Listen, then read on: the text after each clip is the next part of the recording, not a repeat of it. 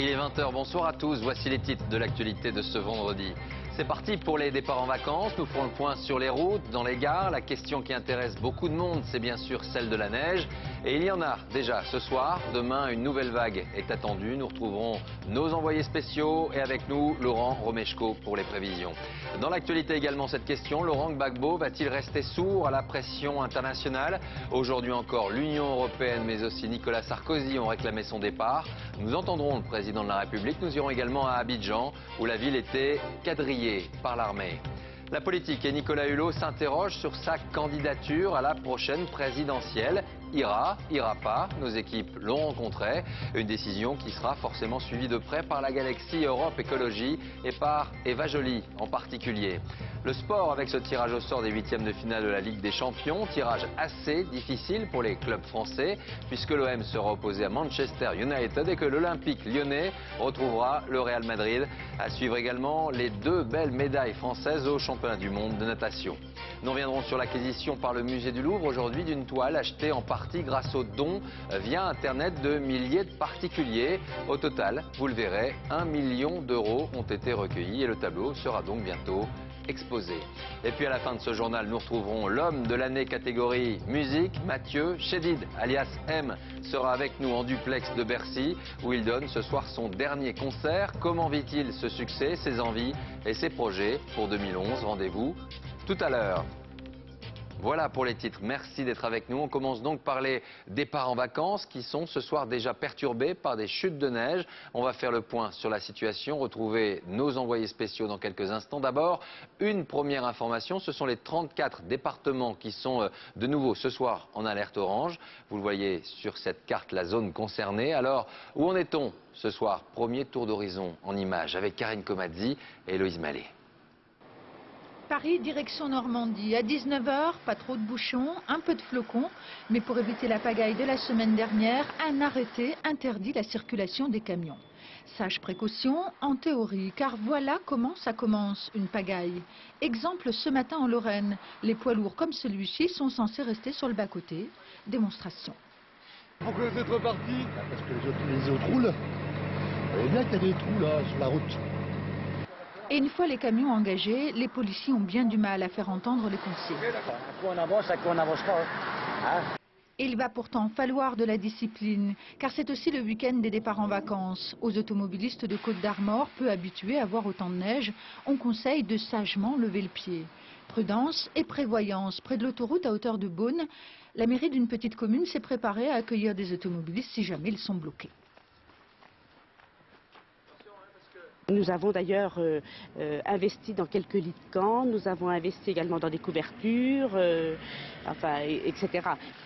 La neige, c'est la crainte de la pagaille pour les uns, comme ici à Beauvais, mais aussi la perspective d'une belle journée de gluise. À Dévoluy, dans les Hautes-Alpes, en prenant de la hauteur, on est sûr d'apprécier des flocons. Et la neige tombe depuis la fin d'après-midi sur l'île de France. On retrouve tout de suite Arnaud Comte qui est en direct de la Porte d'Orléans à Paris. Bonsoir Arnaud. Sur le périphérique ce soir et sur la route des départs, des ralentissements, mais rien d'exceptionnel pour le moment. Vous le voyez derrière moi, 150 km de bouchons cumulés ce soir sur la région parisienne. Mais nous sommes vendredi, c'est un week-end de grand départ, donc effectivement rien d'exceptionnel. La bonne nouvelle ce soir, c'est que la neige qui tombait de rue il y a quelques minutes encore et qui pourrait tomber encore cette nuit, eh bien selon Météo France, cette neige ne devrait pas tenir au sol. Alors en revanche, demain ça se complique puisqu'on attend 3 à 6 cm de neige ici dans la région. Donc un conseil, si vous partez en vacances et que vous devez prendre la route, eh bien partez tôt, très tôt, pour anticiper cet épisode neigeux. Merci beaucoup Arnaud. Après les routes, les trains, on attend dans les gares ce week-end près d'1,5 million de voyageurs. La SNCF a mobilisé une partie de ses agents pour dégager les voies au cas où la neige serait trop abondante. Direction la gare de Lyon à Paris, on retrouve Thierry Curtet. Bonsoir Thierry, ça sent les vacances sur les quais? Oui, non? Oui, ça sent les vacances. Les voyageurs sont plutôt philosophes. Il faut dire qu'ils n'ont pas beaucoup le choix. Petit tour rapide sur les retards. Là où il y a de la neige, il y a des retards. Donc en gros, vers le sud-ouest, pas de neige, pas de retard. Vers la Bretagne, la situation est évolutive. On parle d'un épisode neigeux très localisé qui pourrait provoquer des retards, mais pour l'instant il n'y en a pas. Vers le nord et vers l'est, là les TGV ont environ 15-20 minutes de retard. C'est vers le sud-ouest qu'il y a un peu plus de problèmes, car la voie rapide traverse une Bourgogne particulièrement enneigée en ce moment. Les trains ont sur le sud-ouest de 30 à 40 minutes de retard, parfois même 1 heure pour les derniers TGV qui arrivaient de Dijon ou de Marseille. Cette situation évoluera minute après minute, est surveillée minute après minute par la SNCF, et cette situation ne devrait pas changer pour les retards jusqu'à demain à midi. Enfin, la SNCF prévient qu'il est très difficile d'avoir actuellement des réservations pour d'autres trains que ceux que l'on a réservés. Donc la SNCF conseille plutôt d'embarquer dans les trains que l'on a réservés. Thierry Curtet en direct de la gare de Lyon à Paris. Alors nous sommes donc au premier jour de ces départs pour les vacances de Noël. Une pause au milieu de l'hiver, un rendez-vous souvent familial pour certains. Il était temps de décompresser. Voici quelques réactions et témoignages aujourd'hui. Propos recueillis par Jean-Paul Chapelle, Hélène Vergne et David Bress. Dans cette école primaire à Toulouse, l'heure de la sortie, c'est surtout enfin l'heure tant attendue des vacances. L'hiver a commencé très tôt, ça a été un peu pénible, mais bon, là on va profiter d'être à la maison et avoir un rythme différent déjà. Je vais que faire dormir. Mais avant de dormir, il faudra bien se couvrir. La route des vacances passe souvent par la gare. Les trains qui croisent la neige ont du retard. Dans ce cas, on prend son mal en patience. Il devrait être là, mais il n'est pas là. Donc on va attendre une demi-heure à 1 heure de retard encore. Petite astuce de la SNCF, un Père Noël pour faire diversion. On va visiter Paris, un petit peu de tour à la Tour Eiffel, voir les amis et après... Oui. J'y vais, mais je suis en retard. Donc il faudra que je vous parle une autre fois. Là, vous allez descendre directement du sud. Ah, je vais à Lyon, ouais. Salut. Et vous allez skier ensuite? Ouais. Certains ont déjà vu assez de neige pour cet hiver et préfèrent partir au soleil, destination par exemple le Maroc. Ah, toujours plus beau qu'ici? Bah là, oui. Oui, bien sûrement. Oui, bien décompressé, avec le soleil peut-être. Pour eux, c'est carrément la Thaïlande. Décollage 19h20, arrivé à 10h du matin, heure locale là-bas. Et une petite soupe de coco et des fruits frais. Ça va être bien ça. 700 000 voyageurs attendus ce week-end dans les aéroports parisiens, près d'1,5 million dans les gares, ultime épreuve avant les fêtes. Alors on reste en France, quel temps pour demain samedi mais également dimanche. On fait le point avec Laurent Romeshko. Bonsoir Laurent. Bonsoir Laurent. D'abord un point sur ces 34 départements en alerte orange ce soir. Oui, les averses de neige se produisent actuellement. Des côtes de la Manche jusqu'à l'Île-de-France, on attend 1 à 3 cm. Ces giboulées vont se poursuivre comme ça tout au long de cette nuit. Ça continuera de blanchir les sols. Demain matin, vigilance orange valable à partir de 6 h du matin. Les chutes de neige continues concerneront dans un premier temps la Normandie et la Bretagne. On attend 3 à 6 cm, localement jusqu'à 10 cm sur les collines normandes. Attention également aux pluies verglaçantes qui menaceront en allant de la Vendée jusqu'à la Charente. À la mi-journée, le front va se déplacer, les chutes de neige s'orienteront vers l'Île-de-France, le centre, la Picardie, le nord, et puis un peu plus tard dans la journée vers la Bourgogne et le nord-est. On attend les mêmes quantités, 3 à 6 cm pour cet après-midi de samedi et 10 cm localement encore. Dimanche? Alors dimanche, une nouvelle vague neigeuse devrait aborder le pays par les mêmes régions, c'est-à-dire par le nord-ouest, avec des quantités moindres, 2 à 5 cm, et puis un net redout attendu à l'arrière, mais les conditions de circulation seront encore difficiles pour la journée de dimanche. Merci beaucoup Laurent, puis on vous retrouve bien évidemment juste après ce journal. Dans l'actualité également ce soir, la situation en Côte d'Ivoire avec une pression internationale qui est de plus en plus forte et de plus en plus précise. L'Union européenne a appelé aujourd'hui l'armée à se placer sous l'autorité d'Alassane Ouattara. De son côté, Nicolas Sarkozy, depuis Bruxelles, a demandé à Laurent Gbagbo de quitter son poste. Il fixe même un délai. On écoute le président de la République. Laurent Gbagbo et son épouse ont leur destin entre leurs mains. Si avant la fin de la semaine, ils n'ont pas quitté le poste qu'il occupe, Laurent Gbagbo, en violation de la volonté du peuple ivoirien, ils seront nommément sur la liste des sanctions. Alors face à cette pression internationale, comment réagit-on sur place? Que s'est-il passé ces dernières heures? La ville d'Abidjan était apparemment quadrillée militairement par les forces militaires. On voit cela avec Richard Binet.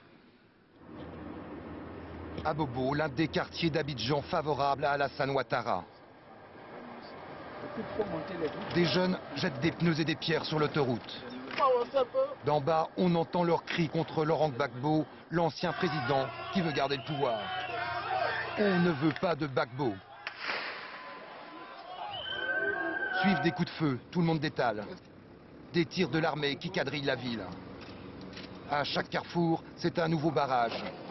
Sur ces images de la télévision ivoirienne favorable à Laurent Gbagbo, on voit les passants fouillés et pour certains arrêtés, comme ces hommes assis au bord d'un champ avec leurs serpettes. Dans le centre d'Abidjan, de rares attroupements se forment autour des étals des marchands de journaux. Les Ivoiriens sont inquiets. Les commerçants ont préféré baisser leurs rideaux. Tous les clients sont carrément terrés chez eux. Et vous constatez que tous les magasins sont fermés. Hier après-midi, les combats entre manifestants pro-Ouattara et forces de sécurité auraient fait plus de 20 morts. Les dirigeants de l'Union européenne exhortent l'armée à se placer sous l'autorité du président élu Alassane Ouattara.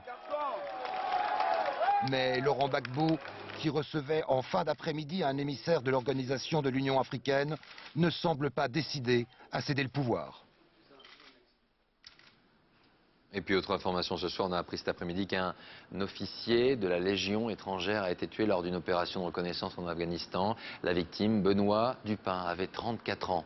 Il appartenait au 2e régiment étranger du génie basé à Saint-Christophe d'Albion dans le Vaucluse. Il s'agit du 51e soldat français qui trouve la mort sur le sol afghan depuis 2001. Les dirigeants de l'Union européenne étaient donc réunis aujourd'hui à Bruxelles. On a entendu tout à l'heure le président de la République s'exprimer sur Laurent Gbagbo, mais le thème principal du jour pour l'Union européenne était la fragilité financière de certains pays de la zone euro.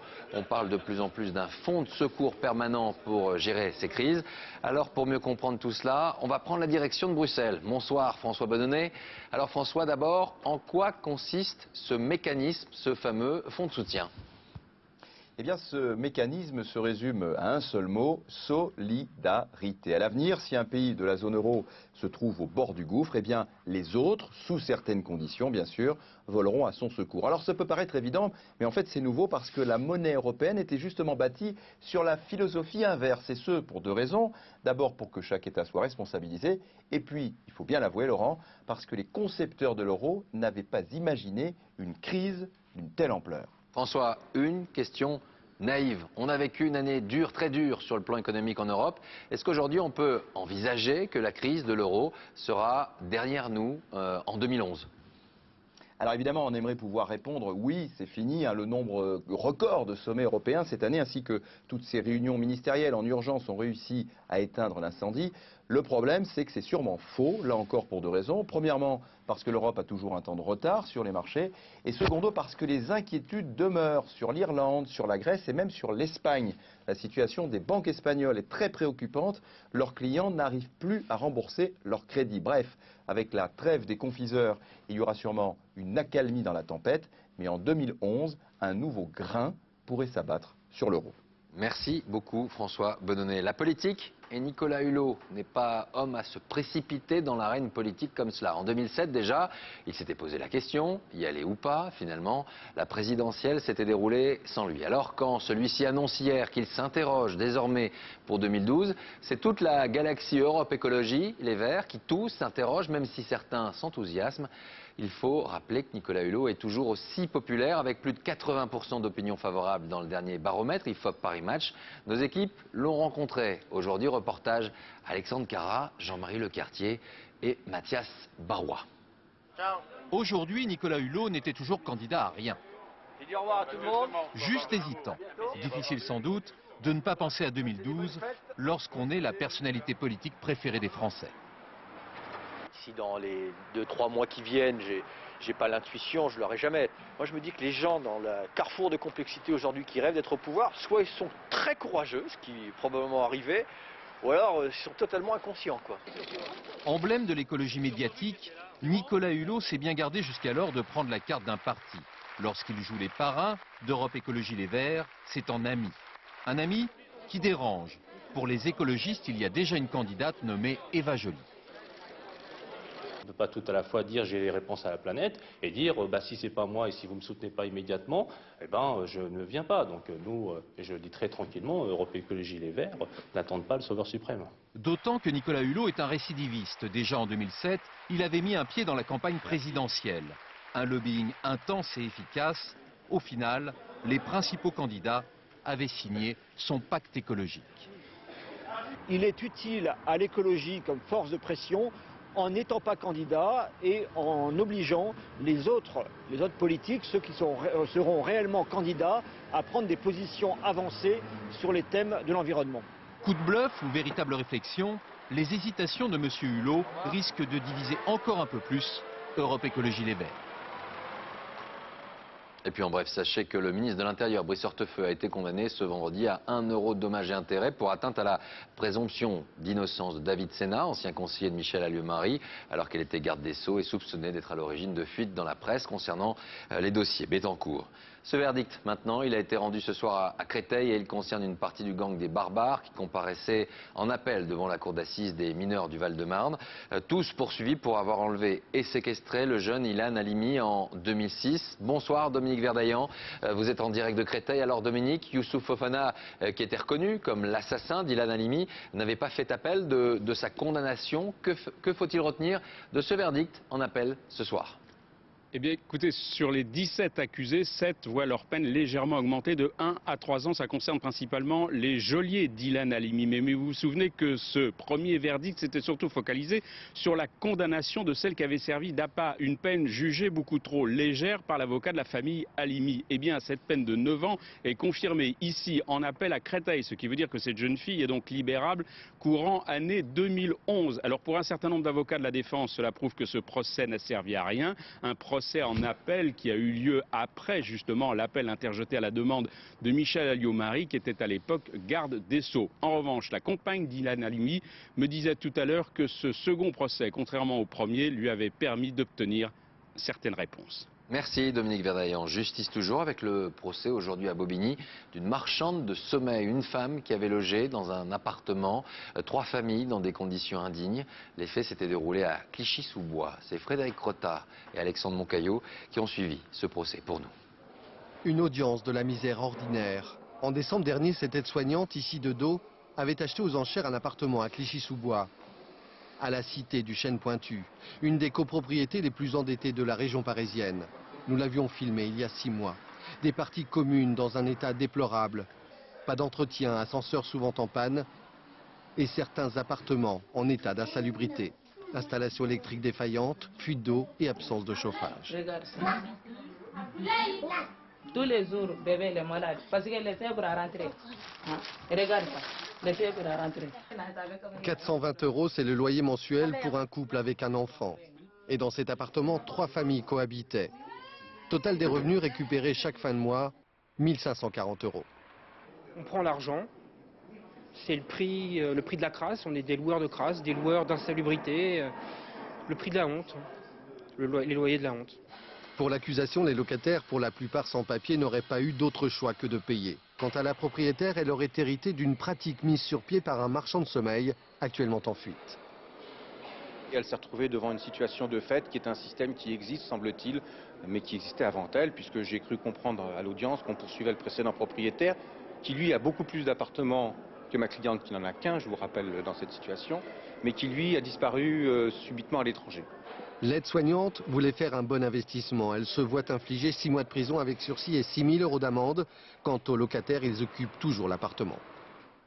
Il est 20h17 à suivre dans un instant, à moins de 10 jours des fêtes de Noël, le marché de Rungis. Et vous le verrez en pleine effervescence, restaurateurs, traiteurs, commerçants font leur achat. Nous étions avec eux. Un vendredi de sport avec les médailles françaises au championnat du monde de natation. Et puis le tirage au sort des 8e de finale de la Ligue des Champions pour Manchester United, pour l'OM et pour Lyon, le Real Madrid. Pas facile. Enfin, il s'appelle Mathieu Chédid et vous le connaissez aussi sous le nom de M, le chanteur. Et pour le 3e et dernier soir à Bercy, émotion avant d'entrer en scène. M, à l'heure du bilan de l'année 2010, il est notre invité tout à l'heure. Mais avant cela, voici une méthode d'achat d'œuvres d'art qui peut paraître étonnante. Mais elle a porté ses fruits aujourd'hui. Le musée du Louvre a annoncé qu'il venait d'acquérir cette peinture sur bois qui date du XVIe siècle, Les Trois Grâces, signée Lucas Cranach. Une transaction qui a finalement pu se faire grâce à un appel aux dons de particuliers via Internet notamment. Ils ont été 5000 à répondre à cet appel, une première et un vrai succès que nous racontent Christophe Hérault et Régis Maté. Il y a quelques semaines, ce tableau était encore enfermé dans un coffre de banque. Ce matin, dans les réserves du musée, les Trois Grâces de Cranach sont présentées à quelques privilégiés. Quelques généreux donateurs parmi les 5000 qui ont permis l'acquisition de l'œuvre. Ils ont entre 8 et 96 ans. On donnait en moyenne 150 €, réaction au premier regard. C'est la première fois que vous le voyez. Oui, ça fait quoi? Je le trouve magnifique. Je l'avais déjà trouvé magnifique sur leur production et il est splendide. L'œuvre vaut 4 millions d'euros. Le Louvre et deux grands mécènes avaient rassemblé 3 millions. Pour réunir le million manquant, une souscription publique est lancée. En moins de 6 semaines, le tour est joué. Le fait que les Français et pas mal d'étrangers aient répondu avec tellement d'enthousiasme prouve que l'œuvre touche dès le premier regard que l'on porte sur elle. Les 5000 donateurs auront droit à des visites privées, à une plaque dans le musée, mais surtout, ils se sont fait un petit cadeau.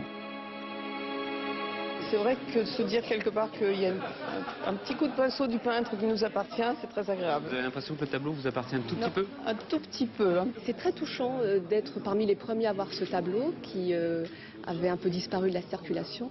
C'est un grand privilège et je trouve que c'est Noël avec une semaine d'avance. Il faudra attendre le 2 mars prochain pour que les Trois Grâces et leur charme réapparaissent et que pour toujours, elles soient accrochées dans les salles du Louvre. Comme un vrai compte à rebours, les restaurateurs, les commerçants vivent une période intense. À moins de 10 jours des fêtes de Noël, ils n'ont pas le droit à l'erreur sur leurs produits. Leur choix, ils le font souvent à Rungis, le marché au gros de la région parisienne. Et je vous le disais, en pleine effervescence. On voit cela avec Julien Dupéret et Alexis Delcourt. Saint-Jacques de Norvège, huîtres d'Oléron, dindes fermières. Ce matin à Rungis, les succès de Noël sont déjà de sortie. Lui, c'est Jackie Lorenzo, 43 ans de marché et cette année, une passion presque amoureuse pour l'huître perle blanche. Voilà le poisson, il est extraordinaire. Tout le monde a peur qu'il soit gras, c'est pas gras. C'est ce qui... Elle est épaisse, elle a ce goût de noisette, elle est extraordinaire. Seul souci, cette saison, les huîtres sont moins nombreuses, donc leur prix augmente plus 30%. 16 € par exemple la douzaine de perles blanches chez votre poissonnier. À Rungis, pour passer du poisson à la volaille, il suffit de changer de pavillon. Ici, le roi, c'est Michel Rey, 42 ans de Rungis, et pour lui, au réveillon, ce sera Chapon. Oui, le problème, c'est le grain de peau des produits. Et ça, c'est de la belle marchandise.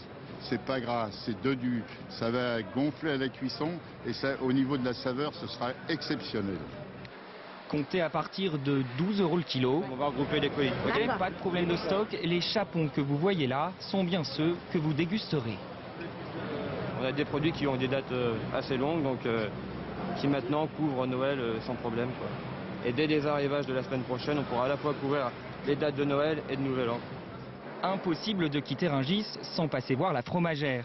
Sophie de Sailly repère depuis 28 ans des fromages d'exception pour Noël. Là, on est sur un brie truffé. Donc on voit qu'il a été coupé dans ce sens-là, pour pouvoir mettre une petite couche de truffe. Alors pas trop non plus pour qu'on garde quand même le goût du brie.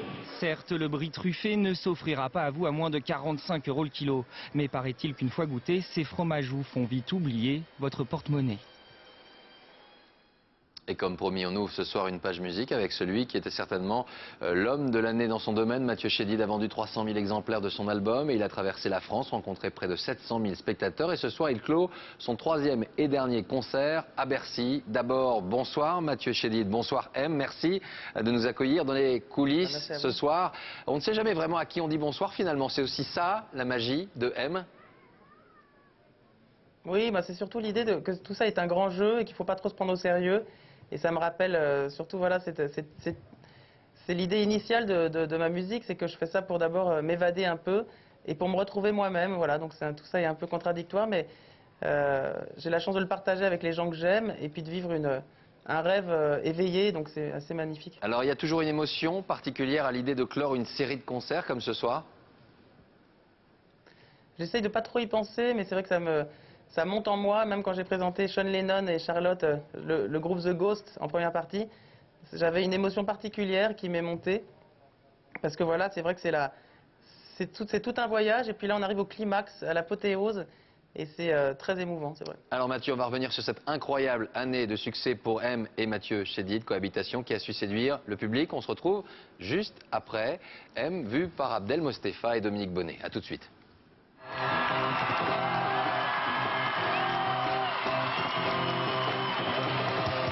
M à Bercy, c'est son public qui en parle le mieux. M comme... Magique. M comme... Mystérieux.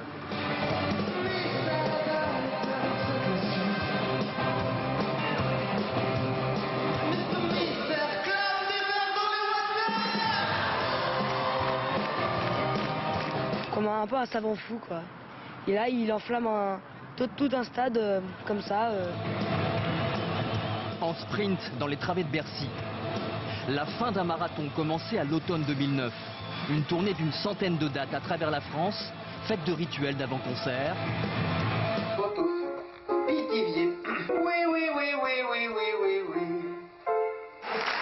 De surprises, comme avec cette panne d'électricité, ou de mise au point avec les musiciens. Soyons hyper à l'écoute les uns des autres, et plus dans l'émotion que dans le bougeage, quoi. Je préfère ça parce qu'on soit presque plus statique, à être plus habité, que d'être là à bouger dans tous les sens. M comme Majeur, artiste incontournable de la scène française. Dans ces villes vides, en ville perdue, on s'accroche à ses certitudes. Lorsqu'il n'est pas au service de Mister Mystère, Mathieu Chédid compose pour les stars de la variété. En l'occurrence Johnny Hallyday, dont le prochain album sort au printemps prochain.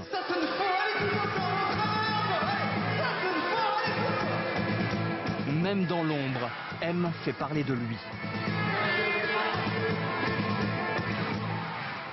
Et on retrouve Mathieu Chédid. Alors quelqu'un qui vous connaît bien m'a dit que quand vous étiez jeune, vous étiez déjà très solaire, mais aussi très timide. C'est ce personnage, ce masque finalement de M qui vous a permis d'encore mieux vous exprimer aujourd'hui, de vous dévoiler réellement? Moi, il y a une phrase que j'aime beaucoup qui dit que tout ce qui est profond aime le masque, et je crois beaucoup à ça. Et je pense que le masque permet d'être beaucoup plus soi-même. Et voilà, il m'a aidé, je pense que M m'a aidé à être vraiment... à me réaliser moi, quoi, et c'est ça qui m'épanouit le plus. Alors aujourd'hui, on vous attribue... Je crois qu'en plus... Allez-y, Mathieu. Non, je disais que en plus, je crois que c'est quelque chose que j'arrive à transmettre et que je ressens chez toute mon équipe, et je suis très fier de ça, de ces jeunes musiciens, cette jeune génération qui m'a suivi, qui avait fait très peu de concerts avant cette grande tournée. Et il y a une harmonie générale autour d'une équipe de techniciens, de musiciens qui me comble vraiment, quoi. Alors aujourd'hui, on vous attribue un statut de leader de la chanson française. C'est lourd à porter ou ça va? Non, parce que je ne prends pas ça très au sérieux, je ne crois pas beaucoup à ça. Tout ça est une image, un symbole qu'on renvoie. Je ne le vis pas de cette manière-là. Moi, je fais les choses, c'est vrai, avec le cœur. Et si ça peut en tout cas inspirer des bonnes ondes, des bonnes choses aux gens, je suis ravi. Mais je suis leader de rien du tout, je crois. Autre bonne onde, un mot de l'autre boss, Johnny. Il a fait 2 apparitions à vos côtés, sur scène, je crois. Plus que l'icône, c'est l'homme qui vous a inspiré? Oui, vraiment. C'est-à-dire que l'icône me faisait un peu peur, j'allais dire, parce que j'aime pas trop les idoles, bizarrement. J'aime bien les gens, quoi. J'aime les êtres humains. Et j'ai surtout rencontré un homme d'une grande élégance, quoi, qui a un cœur énorme. Et c'est vrai qu'on a une affection et un amour l'un pour l'autre très fort. Et donc on en profite et on échange surtout notre passion qui est la musique. Et c'est très simple et très beau. Et voilà, je suis très heureux de ça. Allez, belle soirée à vous. Bon vent, Mathieu Chédid. Bon concert ce soir. Merci beaucoup. À très... Je suis content parce que je crois qu'il y a en plus... Pardon, excusez-moi, mais l'électricité a explosé, donc il n'y a plus de lumière. C'est très bon signe. C'est bon signe. Ça va être explosif ce soir. Ça va bien se passer. Ouais. À très bientôt et belle fin d'année, puis à l'année prochaine. Merci beaucoup. Le sport avec 2 nouvelles médailles merci françaises au championnat du monde de natation en petit bassin. De l'or pour la jeune Alexiane Castel et de l'argent pour Frédéric Bousquet. Précision en image avec Christophe Duchiron. Tout en or et tout en sourire, Alexiane Castel a escaladé le podium comme une grande. Car c'est une grande jeune femme d'1,82 m et une grande nageuse âgée de 20 ans, championne du monde du 200 mètres d'eau en petit bassin et en grand bonheur. À 19h30, heure de Dubaï, la piscine est sur les dents et les 8 nageuses sur le dos. Alexiane Castel est à la ligne d'eau numéro 5. Elle nage devant depuis 150 mètres, avec à côté d'elle l'américaine Melissa Franklin, le genre dur à cuire. Mais ce vendredi de décembre, Alexiane Castel n'en fait qu'à sa tête. C'est elle qui touche en premier, c'est elle la plus heureuse, c'est elle qui est en or. Je savais que j'en avais les capacités, maintenant on ne sait jamais ce qui peut se passer. J'ai donné tout ce que j'avais, j'aurais pu finir 4e, j'aurais eu aucun regret parce que j'ai vraiment donné tout ce que j'avais. En finale du 50 mètres, Bousquet est arrivé avec un air de boxeur. Le Brésilien César Cielo a fait un signe de croix. Ça reniflait le combat au couteau entre les deux meilleurs sprinteurs du lot. Bousquet avait misé gros, mais Cielo a encore gagné avec 30 centièmes d'avance. Bousquet-Cielo, ennemi d'un jour, copain toujours. À force de me battre, on devient de moins en moins copains parce qu'à un moment donné, j'ai un petit peu envie d'avoir mon tour sur la plus haute marche. Il faut que je m'accroche. Sur le podium, César Cielo avait le sourire, Frédéric Bousquet avait les nerfs et une médaille d'argent. Football maintenant, avec le tirage au sort des 8e de finale de la Ligue des Champions qui a eu lieu aujourd'hui à Nyon en Suisse. Et les deux clubs français ont, on peut le dire, tiré le gros lot. D'un côté, l'Olympique de Marseille sera opposé à Manchester United et l'autre l'Olympique lyonnais au Real Madrid.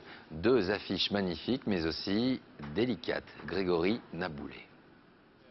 Jean-Michel Aulas a le sourire crispé. Depuis ce midi, ces Lyonnais ne sont plus franchement dans les petits papiers des pronostiqueurs. En face d'eux, un monstre. Le Real Madrid, ses 9 Ligues des Champions et sa légion de grands noms, Cristiano Ronaldo en tête. Une note d'espoir peut-être. Depuis 5 ans, Lyon n'a plus perdu contre Madrid 3 victoires, 3 matchs nuls. Il y a aussi un souvenir agréable, celui de leur qualification contre les Galactiques l'an passé, au même stade de la compétition. On sait qu'il faudra créer de nouveau l'exploit et sur les 2 matchs être très performant. De son côté, Marseille sera opposé au Manchester United de Wayne Rooney. Son sale caractère et son gros salaire, 40 000 € par jour. Des Marseillais pas forcément stressés et même plutôt excités. Je pense que pas mal d'entre nous étaient devant la télé pour voir le tirage. Et quand on a vu le tirage, on n'attend qu'une seule chose, c'est d'être à ce match. Pour ce qui est de l'Europa League, Lille, ici en rouge, s'est qualifié hier soir pour les 16e de finale et rencontrera le PSV Eindhoven. Autre qualifié français, le Paris Saint-Germain ira affronter le froid biélorusse et l'équipe du Bate Borisov. Et puis autre affiche de ces 8e de finale de la Ligue des Champions, Milan AC, Tottenham ou encore Arsenal, Barcelone. Les matchs auront lieu mi-février. Et puis une image, celle d'une très belle performance d'un surfeur français. Il s'appelle Jérémy Flores. Le jeune réunionnais âgé de 22 ans s'est imposé à Hawaï sur la vague mythique de Pipeline. Il remporte l'épreuve après avoir battu en demi-finale la légende de son sport, Kelly Slater. La suite de nos produits stars des achats de Noël. Ce soir, coup de projecteur sur les coffrets DVD ou Blu-ray. Désormais, on y trouve de vraies petites pépites pour cinéphiles, mais aussi de grands classiques ou encore les bonus de certains blockbusters. On voit cela avec Nicolas Lemarinier et Marie Joujouan. Maman est fan des grands classiques, le petit dernier ne jure que par Shrek, papy adore Avatar, comment leur faire plaisir? Devant la montagne de DVD proposée par les éditeurs à Noël, pas d'hésitation, le bon cadeau, c'est le coffret. C'est plutôt assez sympa. Et ce qui est bien aussi, c'est qu'on a les bonus, tout ça. Ce qui plaît le plus? Les films d'aventure, probablement. Des bonus et de l'aventure, il y a tout ça dans le coffret Avatar. 3 DVD, 8 heures de supplément, les coulisses et 45 minutes de scènes inédites. Aventure et humour. Les 4 films Shrek sont réunis dans un coffret Blu-ray au prix de 50 €, 2 fois moins cher qu'à l'unité, un argument de vente. La première chose, c'est le prix. Et puis même parfois, vous avez certains films qui n'existent qu'en coffret. Donc ça permet parfois d'avoir certains films qui ne sont pas disponibles à l'unité. Exemple, ce coffret Jean-Luc Godard, il comprend 9 longs métrages inédits en DVD, dont Bande à part ou La femme mariée. À l'intérieur également, un entretien exclusif avec le réalisateur. Des coffrets consacrés à un metteur en scène ou bien à un acteur, il y en a beaucoup dans les rayons. Leur intérêt? Ça vous permet de connaître des films de cet acteur que vous ne connaissiez pas forcément. Steve McQueen l'insoumis, c'est un coffret qui est aussi un livre. À l'intérieur, 4 films dont le célèbre Bullitt, connu pour sa poursuite en voiture, la plus longue de l'histoire du cinéma. À Noël, DVD et Blu-ray restent les cadeaux stars. En 2010, il s'en est vendu 150 millions d'exemplaires en France. Steve McQueen. Et puis un mot de cinéma toujours avec la remise aujourd'hui à Paris du prix Louis Deluc, une récompense qui revient cette année au film de Raoul Ruiz, Les Mystères de Lisbonne. Le réalisateur était absent. Le prix a été remis à son producteur, Paolo Branco, des mains du président du jury, Gilles Jacob. Et puis ce rappel, cela fait aujourd'hui 353 jours que nos deux confrères Hervé Guéquière et Stéphane Taponnier sont retenus en otage en Afghanistan avec leurs 3 accompagnateurs. Nous pensons bien sûr à eux et à leurs proches ainsi qu'aux 6 autres otages français retenus dans le monde. Voilà, avant de refermer le journal, je vous rappelle l'une des principales informations de la journée, c'est ce départ pour les vacances de Noël. Ce soir, départ sous la neige. Parfois, 34 départements ont été placés en alerte orange. La neige qui continuera à tomber demain avec des températures en baisse et du vent. On voit cela dans un instant avec Laurent Romeshko. Fin de ce journal, merci à vous de l'avoir suivi. 20h35, le grand défi des animateurs présenté par l'ami Julien Courbet. À demain pour l'information des 13h, suivi de 13h15 le samedi, bien sûr. Je vous souhaite une très belle soirée et donc à demain. Au revoir.